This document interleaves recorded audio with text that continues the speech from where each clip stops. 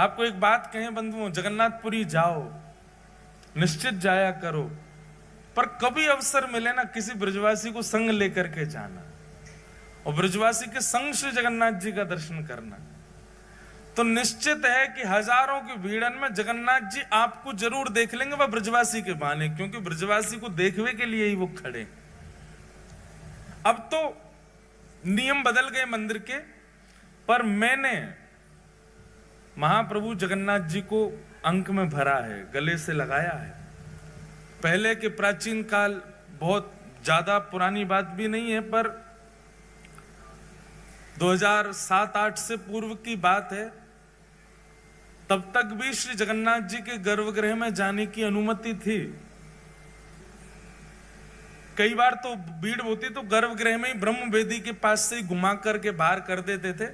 कई बार भीड़ नहीं होती थी तो चढ़ा करके जगन्नाथ जी के गले से लगा देते थे। हमने एक बार ठाकुर जी को अंक में भरा है।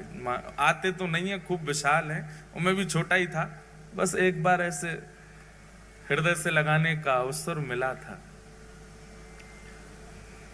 तो श्री जगन्नाथ जी जो हैं, ये प्रेम विगलित स्वरूप है ठाकुर जी का। इसमें ठाकुर जी व्यस्त हैं, ब्रजवासी और किशोरी जी की याद में व्यस्त हैं। ऐसे स्वरूप के सामने जाकर के आप जो बोलोगे, लेकिन आपको कानी देनी पड़ेगी ठाकुर जी को। कानी देने का मतलब क्या है? एक वचन देना पड़ेगा श्री जगन्नाथ जी। बहुत ध्यान से सुनना। हे नाथ, हमारे जीवन में ये आर्त है, हे नाथ हमारे जीवन में ये विपत्ति है, हे नाथ हमारे जीवन में ये संकट है, ये काम बन नहीं रहा, आदि सब जगन्नाथ भगवान से कह दो। लेकिन इसके बदले जगन्नाथ भगवान को एक लोभ दे दो, एक वचन दे दो। क्या? अगली बार आऊंगा तो एक ब्रजवासी को लेके आऊंगा, आपका काम पक्का ठाकुर जी पूर्ण करेंगे। क्योंकि श्री जगन्नाथ महाप्रभु को ब्रजवासी बहुत प्रिय है। हमारे स्वामी श्री हरदास जी की वाणियों में कहीं ऐसा प्रसंग आता है। एक बार स्वामी जी के कुछ वैष्णव जन वृंदावन से जगन्नाथपुरी जाने के लिए निकले, और उस समय की बात है जब इतने साधन नहीं हुआ करते थे। वृंदावन से वैष्णव निकले हैं जगन्नाथपुरी के लिए, और वृंदावन से वैष्णव जा रहे हैं तो अब जैसे भी साधन, पैदल जाएंगे, बैलगाड़ियों में जाएंगे, समय तो बहुत लगना है पहुंचने में। लेकिन जिस समय वृंदावन से वैष्णव निकलते हैं जगन्नाथपुरी दर्शन के लिए, यहां मंदिर में पुजारी जी जैसे ही जगन्नाथ भगवान को प्रणाम करने जाते हैं तो ब्रह्म वेदी पर बैठे गोल मटोल हमारे श्री जगन्नाथ जी ऐसे झूमने लग जाते हैं। तो पुजारी जी कहते हैं, महाप्रभु जी आज बड़े प्रसन्न हो। बोले, हम इसलिए प्रसन्न हैं क्योंकि वृंदावन से 4 वैष्णव निकले हैं जगन्नाथपुरी आने के लिए। हम अब हमको प्रतीक्षा नहीं हो रही है। मुझे एक एक क्षण का ऐसा लग रहा है कि कब वो क्षण आवे, ब्रजवासी सामने से आवे। भैया हम तुमसे प्रार्थना कर रहे हैं, उनकी रहने की उत्तम व्यवस्था कर देना, उनके प्रसाद की उत्तम व्यवस्था कर देना, और वे जब आ जाए ना तो उनको ला करके मेरे हृदय से लगा देना। इतना प्रेम करते हैं श्री जगन्नाथ जी ब्रजवासियों से। उन्हीं ब्रजवासियों के स्मरण में श्री जगन्नाथ जी का ऐसा रूप, ऐसे हाथ, ऐसा उदर, ऐसा स्वरूप बन गया ठाकुर जी का। ये प्रेम की 10वीं अवस्था है। हम चर्चा करेंगे कल या परसों में प्रेम की 10 अवस्था। प्रेम की 10वीं अवस्था का स्वरूप क्या है कि प्रेमी अपने प्रियजनों की याद करके, अपने प्रेमी की याद करके, याद करता करता पिघलने लग जाता है मोम की तरह।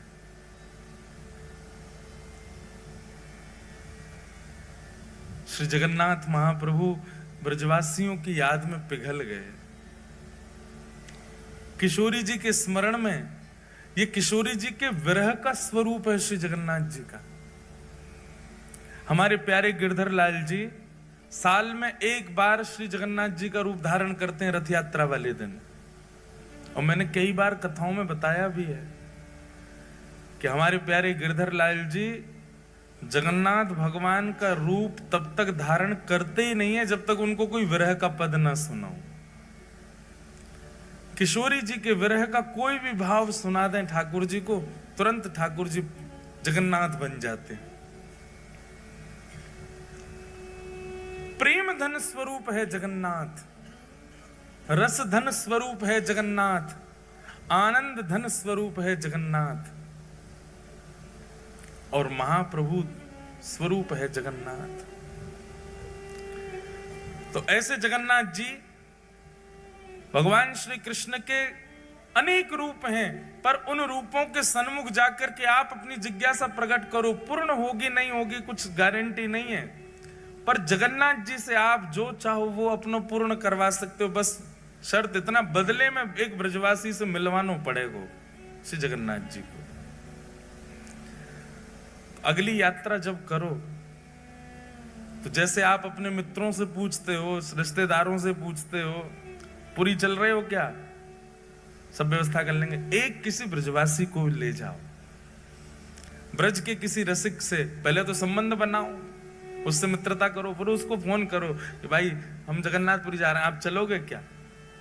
पलकों पे बैठा के ले जाना ब्रजवासी को, चाय सिर पे। निर्गुण समझते हैं, निर्गुण ब्रह्म समझते हैं, जिनका रूप नहीं होता, जिनका कोई गुण नहीं होता, जिनका कोई स्वरूप नहीं होता, उनको निर्गुण कहते हैं।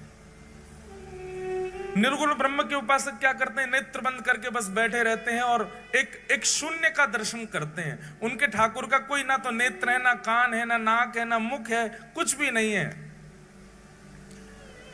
अनंत वर्षों तक निर्गुणियों ने निर्गुण ब्रह्म की उपासना की, तब निर्गुण ब्रह्म की उपासना करने के फलस्वरूप उनको एक स्वर सुनाई दिया,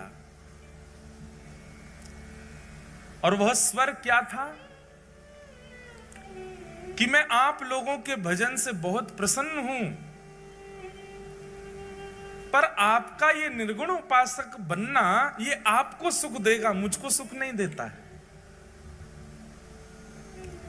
इससे केवल आपका पेट भर रहा है। निर्गुण की उपासना करके आप केवल अपनी इच्छा की पूर्ति कर रहे हो, अपने निर्गुण ब्रह्म की उपासना कर रहे हो, पर मुझे सुख नहीं मिल रहा है इससे। तब निर्गुणियों ने पूछा तो फिर ठाकुर जी आपको सुख कैसे मिलेगा। बोले कि जब मेरे स्वरूप को तुम लाड़ लड़ाओगे, मेरे स्वरूप को तुम निलाओगे, मेरे स्वरूप को नचाओगे, मेरे स्वरूप के आगे कीर्तन करोगे, उछल उछल करके नृत्य करोगे, मुझे कुछ प्रस्तुत करोगे, तब तो मुझे सुख मिले। अब मेरा कोई स्वरूप नहीं है, तुम बस ओम ब्रह्मणे नमः, ओम नमो नारायणाय आदि आदि अपने भावों से केवल एक शून्य का स्मरण करते हो, अपने आप की पूर्ति कर रहे हो, मुझे तो पूर्ण नहीं कर रहे हैं। तब निर्गुणियों ने कहा, हे नाथ, तो फिर आप अनुग्रह कीजिए। निश्चित ही जब स्वर निकल रहा है तो मुख भी होगा, जब स्वर सुनाई दे रहा है तो अधर भी होंगे ना, आप दर्शन करा दो। तब प्रथम बार पृथ्वी पर, प्रथम बार ब्रह्मांड में भगवान के अधर का दर्शन हुआ, और वही अधर हैं श्री जगन्नाथ जी के अधर। ये अधर प्रकट हो गए। ब्रह्मांड में सबसे पहला सगुण साकार रूप यदि कोई आया है तो वो श्री जगन्नाथ जी का आया है। सबसे पहले अधर प्रकट हुए। अब देखो जगन्नाथ जी का रूप कैसा, पूरा काला है। ब्रह्मांड का स्वरूप कैसा, निर्गुण उपासक करने उनका भी काला ही दृश्य रहता है। निर्गुण के उपासक जो होते हैं उनको काले श्याम ही श्याम दिखता, उनके नेत्रों में कोई रंग नहीं होता। तब श्याम वर्ण पर ये लाल लाल ओष्ठ अधर दिखाई दिए। जैसे ही अधरों का दर्शन किया निर्गुणियों ने, अधरों की बलैयां लेने लगे। आहा कितने सुंदर अधर, कितने मधुर अधर।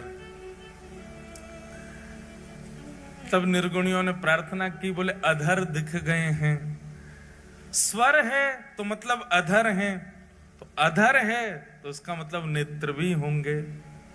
तो कृपा करके ठाकुर जी आप अपने नेत्रों का दर्शन कराओ।